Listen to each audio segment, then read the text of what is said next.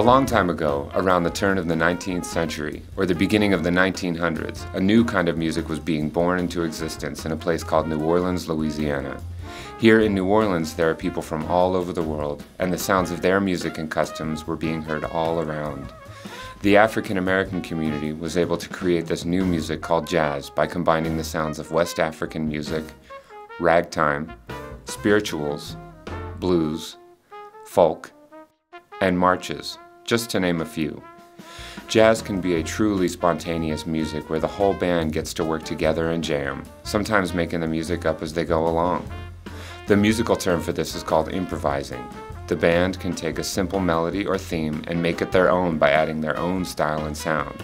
Let's take a listen to myself on trumpet, with Tania Nelson on piano, Alejandro Castaño on drums, and John Grigsby on the bass playing a tune you might all recognize.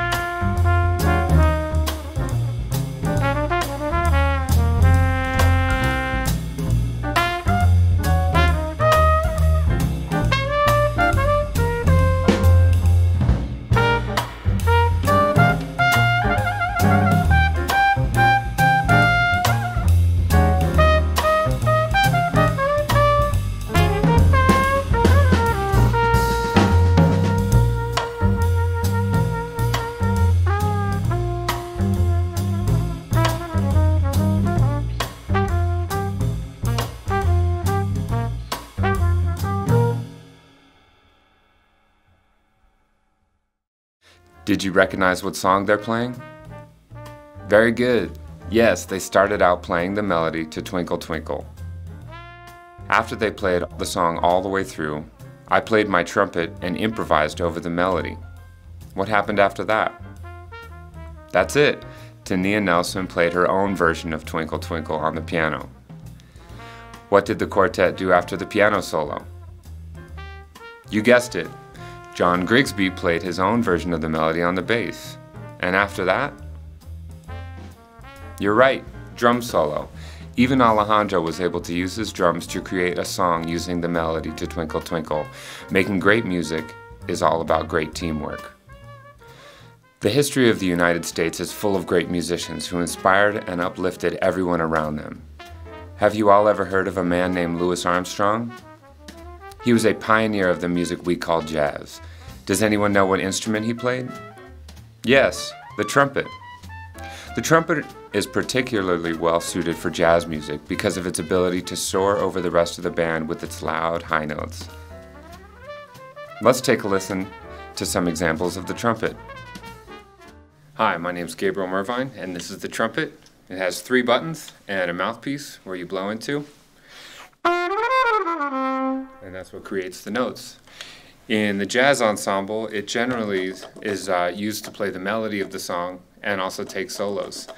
Historically, it gained popularity partly because back when jazz became popular, there wasn't instrument amplification, and trumpet can play high and loud, and it was able to transcend its sound over the ensemble and play loud melodies.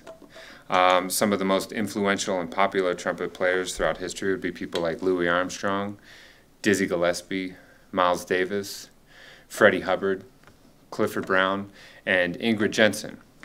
And the instrument's also known for its different sounds and different timbres. It can do slow and somber.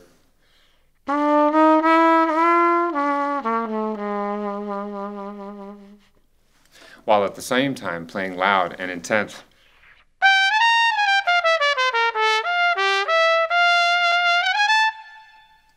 And that's a quick introduction to the trumpet. What other instruments can be played in a jazz band? How about the instruments in the band we just heard a few minutes ago? What did you hear? Yep, bass, drums, and the piano. Let's hop over to Tania Nelson and listen to her talk about the piano. Hi, I'm Tania Nelson, and I play the piano. And what's so cool about this instrument is there are so many white and black keys. There's a total of 88.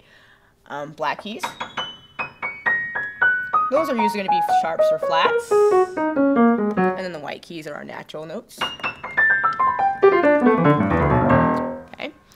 So, and what is cool about the piano is it's played in all different styles of music. And for instance, you know, I play piano in different genres. I play piano jazz groups and Latin groups and pop, hip hop, whatnot. So piano is a very, very, very versatile instrument. And here are a few names that you maybe should check out if you really want to listen to some more jazz piano.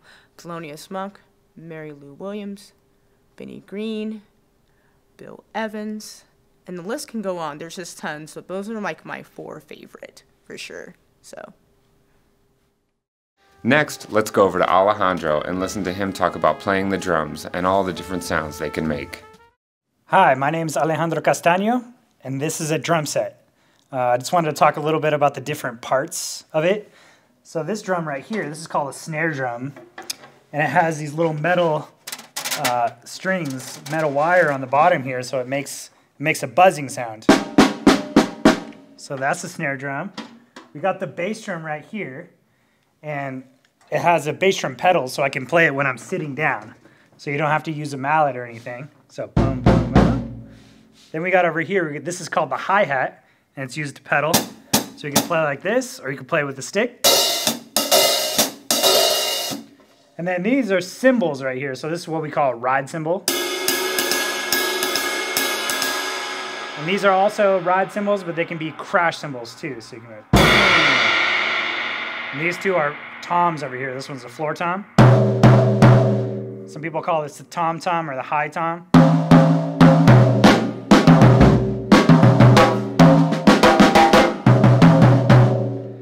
One of the cool things about the drum set is that it's an American instrument. It was created in the way that we see it in the early 1900s. And it was created so that one person can play all of these things rather than have a bunch of percussionists playing each individual drum. They made it so that you can sit and you can play all these things at the same time.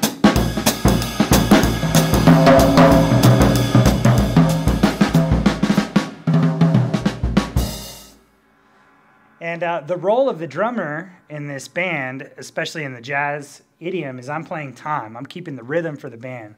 So I'm putting the rhythm here, but I'm also playing the hi-hat to keep the rhythm, and I got the bass drum going.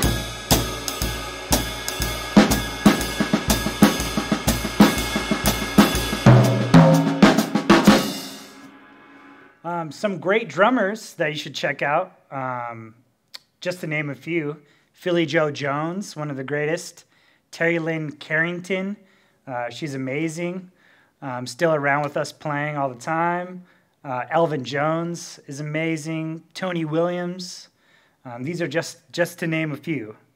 And yeah, the drum set. Now let's take a look at that big instrument in the back. What's it called? You guessed it, the bass.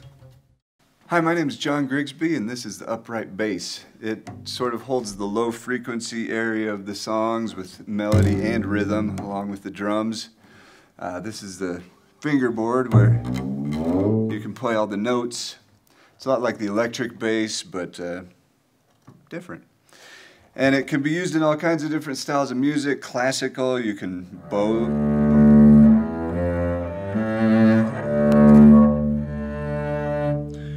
Or you can pluck it, which is also called pizzicato. For jazz styles, you could use it for bluegrass or country or rock styles.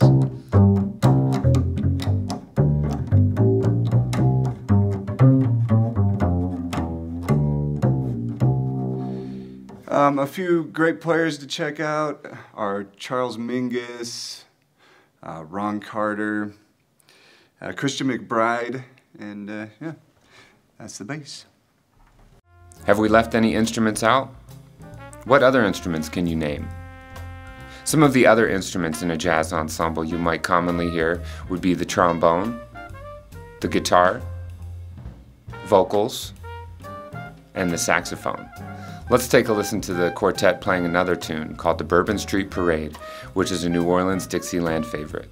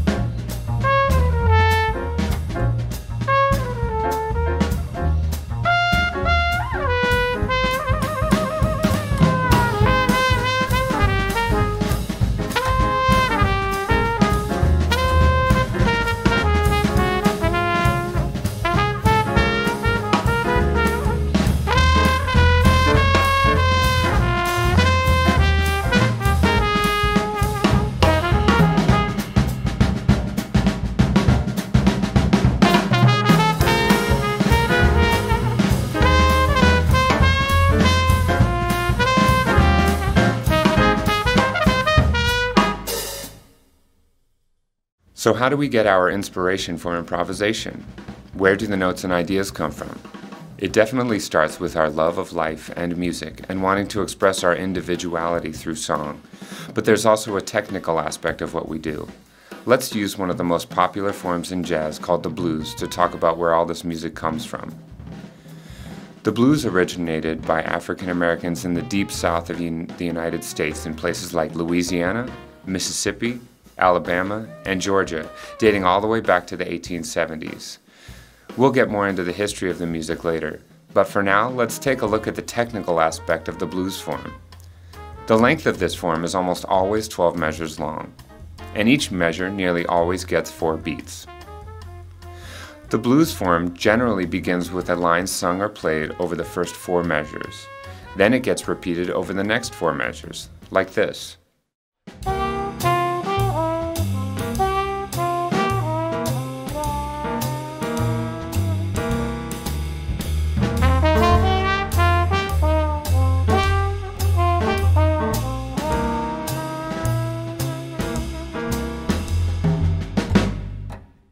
Then there is generally a longer concluding melody like this.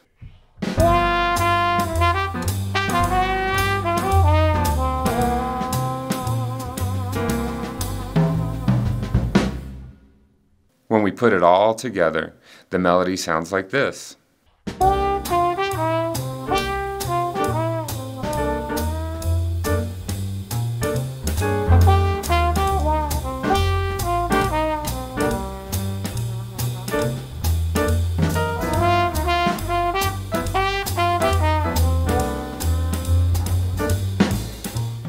The roots of this music can be traced all the way back to Africa, with its use of call and response and what's called the blue notes.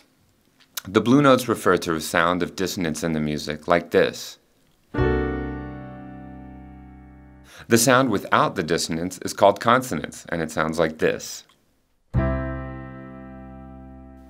Now, how do we know what notes to play? Well, when we start a song off, we've all decided what key we're going to be in. For this blues, we are in the key of C. That means most of the notes we play are based on the C major scale. When we're playing the blues, we flat one of the notes of the scale. Let's count up to the 7th note, and then we'll lower it 1/2 step. Now let's take a look at all the chords in the blues form. There's only 3, C, F, and G. When we combine all these factors, we begin to have that jazz sound. When it comes time to improvise, we utilize notes from the melody and the key of the song we are playing and have fun and get creative, like this. Let's see if you can count along with us and follow that blues form.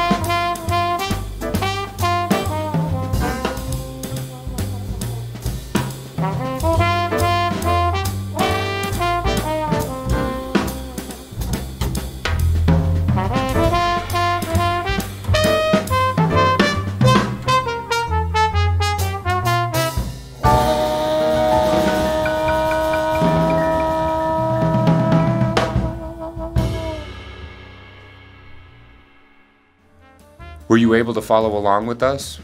Was it easy to hear where the form of the blues was repeated? Now you may have noticed that the melody of this song repeats itself. Does everyone know what the word melody means? The word melody means a sequence of notes that is musically satisfying.